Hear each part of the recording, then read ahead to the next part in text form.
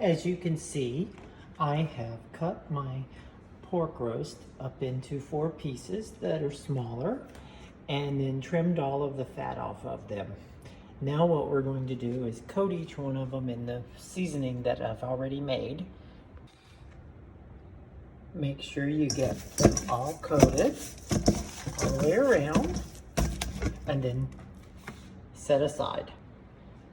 We're going to turn our Instapot to saute and let that warm up with a little olive oil in there first before we put the pork roast pieces in there to brown them.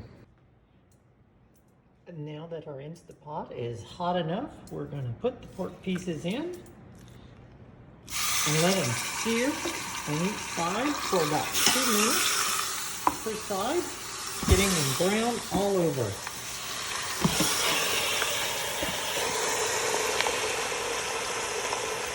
We're going to brown them up because that's going to give it a crispy outside and give us part of our flavor.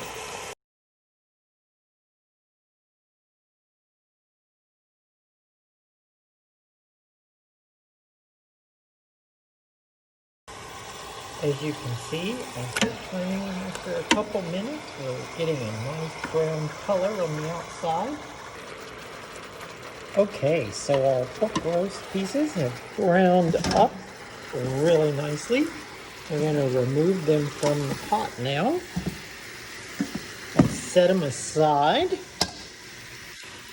And then I'm going to add about a half a cup of our chicken stock to this so we can deglaze this pan, getting all the goodness and scraping it off the bottom because that's going to add lots of flavor to our pork roast.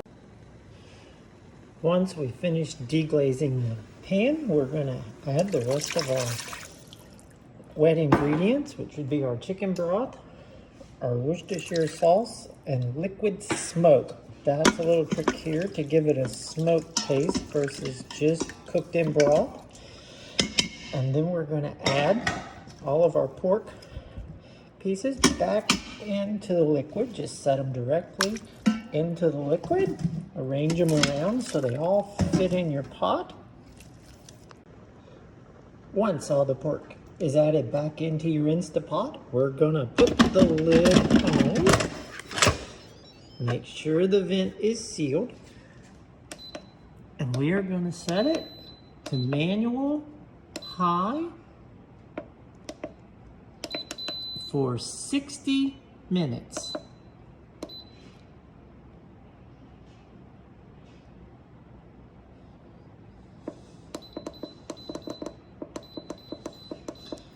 And we're just going to let that go for the next hour, and then we'll let it vent naturally for 20 minutes after that, or it should take about 20 minutes for it to vent naturally and release steam, and we'll come back to what we do next.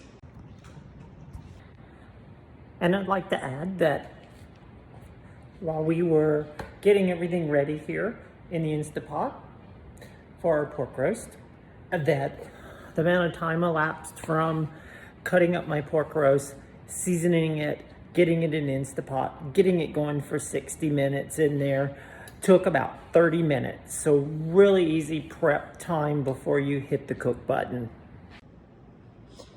Okay, now that our timer, we're all done, we're going to open up our Instapot and we're going to remove everything from it. Move all the pork. As you see, it's nice and tender and falling apart. And we're going to just set it over here on the side. Oh, look at that. That is so good. That's just falling apart. That's going to make some really great pulled pork. We'll get all this out, and as you see, we've got a big bowl of it just ready to pull apart. We're going to shred this up in just a few minutes and sauce it, and then we'll be ready to put it on our mini sliders. I'm not going to shred all of it tonight. I'm only going to shred what we're going to use. That way I can use the rest of it for tacos or anything else that I choose to use it for. So, and to shred this, we're just going to take 2 forks and pull it apart like this till the whole bowl is completely shredded. And then usually I try to pick out any fat pieces like this that are in there. That way keeps it lean. And then once you've got it all shredded up into small shredded pieces, we're gonna add the sauce. And I don't make my own, but I use one use Stubbs. We like Stubbs because it's a vinegar-based sauce and it's also low in sugar. It only has 5 grams of sugar. So that is really great if you're trying to watch added sugar. And you just get it mixed up really good with whatever amount of sauce you want on it. And we try not to make them too sloppy in our house because and there we go, and we're gonna plate this up here in a minute on our mini slider buns and serve it with some homemade potato salad that I made yesterday. And yes, I did make the potato salad yesterday because it works better if it sits in the refrigerator overnight and all the flavors mix. And there's your shredded pork. So for $10, we've got enough shredded pork to last a very long time versus paying $15 for a small pack of already made at the store that's also full of a lot of sugar and a lot of salt and other preservatives you don't need. Okay, and here's our finished product ready to eat. Mini barbecue pulled pork sliders with some homemade potato salad. And I'll work on getting you the potato salad video next because there's a trick to that for getting it very thick like that. Time for us to eat these and enjoy.